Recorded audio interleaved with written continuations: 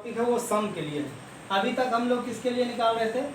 Term number कौन सा होगा, 15 टर्म कौन सा होगा, 10 टर्म कौन सा होगा, TN टर्म कौन सा होगा, यानी हम उसके सीरीज को निकाल रहे थे। अब हम सीरीज का सम निकालेंगे।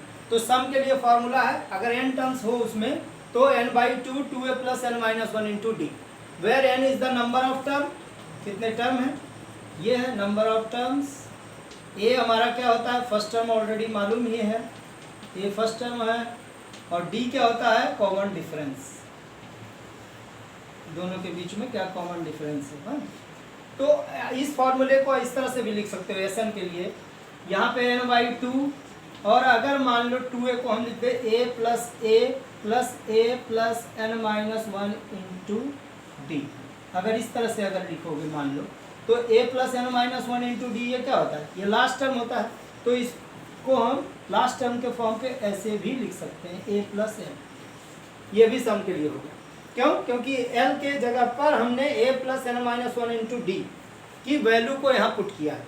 तो आप n टर्म्स का सम इस फॉर्मूले से भी ले सकते हैं, और अगर लास्ट टर्म दिया रहेगा और फर्स्ट टर्म दिया रहेगा और नंबर ऑफ टर्म दिया रहेगा तो हम इसको भी यूज कर सकते हैं सम ऑफ n टर्म्स के लिए। जहाँ पे लास्ट टर्म अगर मालूम हो तो इससे कर सकते हैं, और नंबर ऑफ टर्म अगर मालूम हो तो इससे आप कर सकते हैं। ओके, हमारा क्वेश्चन बेस्ड है सम ऑफ n टर्म्स, और यहाँ पे क्या है?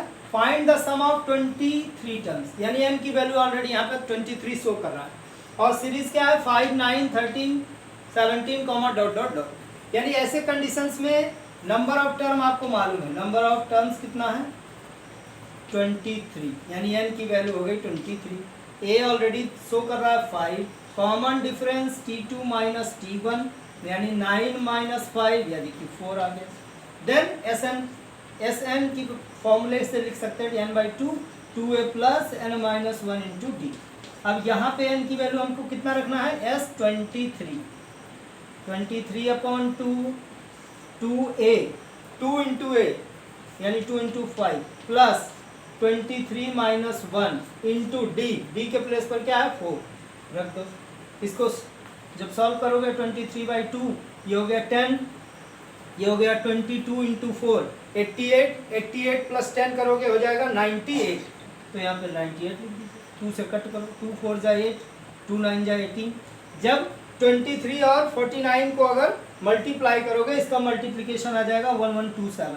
This is the sum for 23 terms of an AP whose series are 5 9, 13, 17।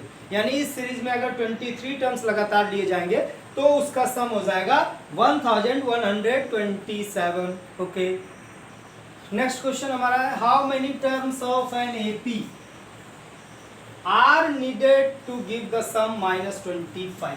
यानी इस सीरीज में कितने टर्म्स लोगे, नंबर ऑफ टर्म्स बताना है कि कितना लेंगे कि सबका सम आ जाना चाहिए -25। यानी सम ऑलरेडी दिया है और सीरीज दिया है, तो a की वैल्यू आ गई -6, d हो गया तुम्हारा t2 - t1 यानी -11/2 माइनस करोगे 6 तो ये हो जाएगा माइनस प्लस, और ये हो जाएगा 6 2 = 12 प्लस 12 - 11 यानी 1/2 आ जाएगा इसका तुम्हारा कॉमन डिफरेंस।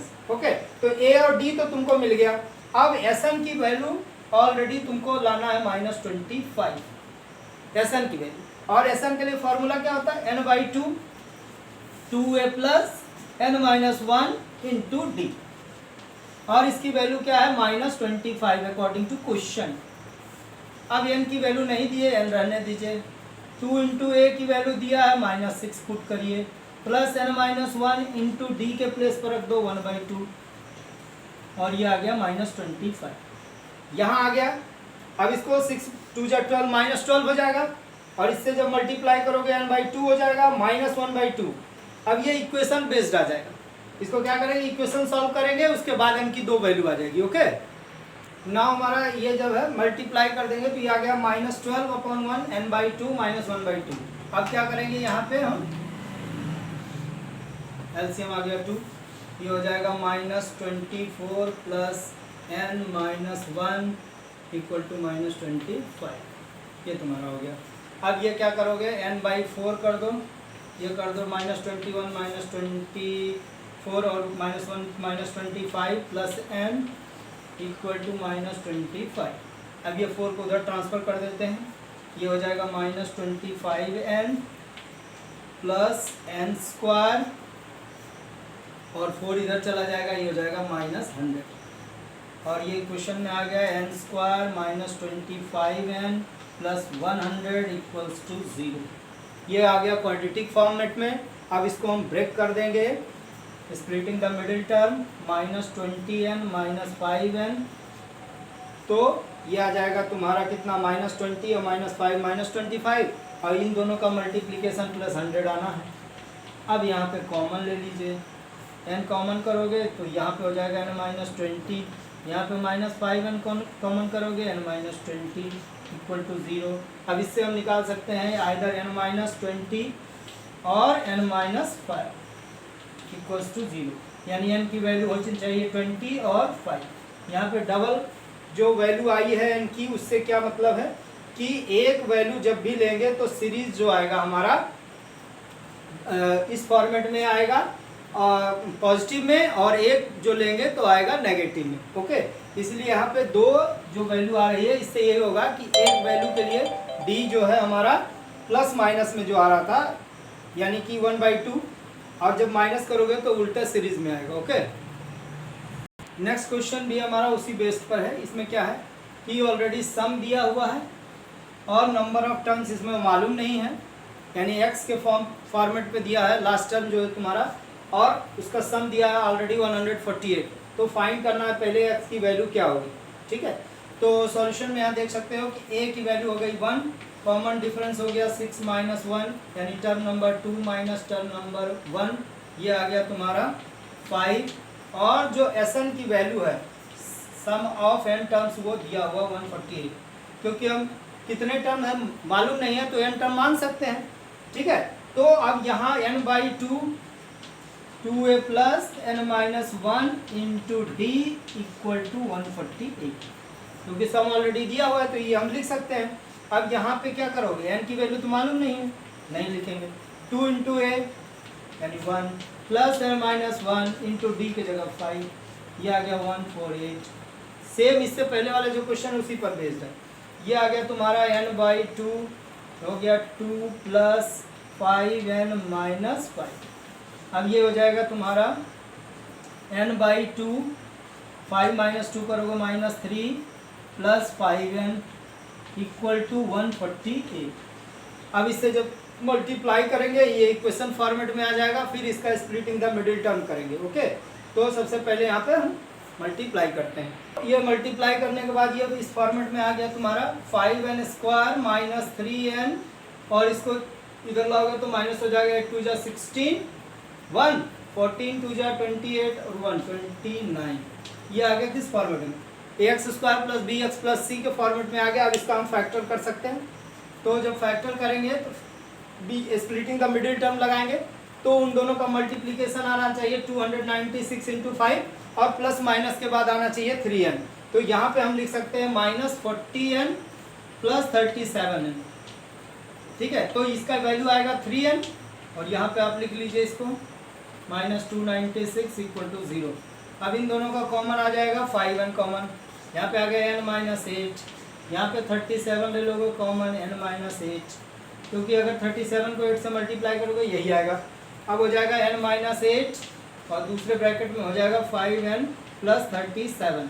अगर इससे वैल्यू करते हैं 0 तो n की वैल्यू आ जाएगी फ्रैक्शन में, n की वैल्यू अब -37/5 आ जाएगी, ये हो जाएगा इनवैलिड, इसको नहीं लेना है। तो इसके लिए लेंगे n - 8 इक्वल्स टू 0, यानी n की वैल्यू हो जाएगी 8, क्योंकि n की वैल्यू ऑलरेडी फ्रैक्शन में नहीं होना चाहिए, होल नंबर में होना चाहिए, इसीलिए इसको इनवैलिड कर दिए। क्योंकि 5n plus 37 equal to 0, 5n is equal to -37, n is equal to -37/5, तो वो कट नहीं होगा। ओके, इट मीन्स कि x की वैल्यू हमारी आ गई 8। तो टर्म नंबर 8 पे t8 हमको निकालना पड़ेगा, a प्लस 7d।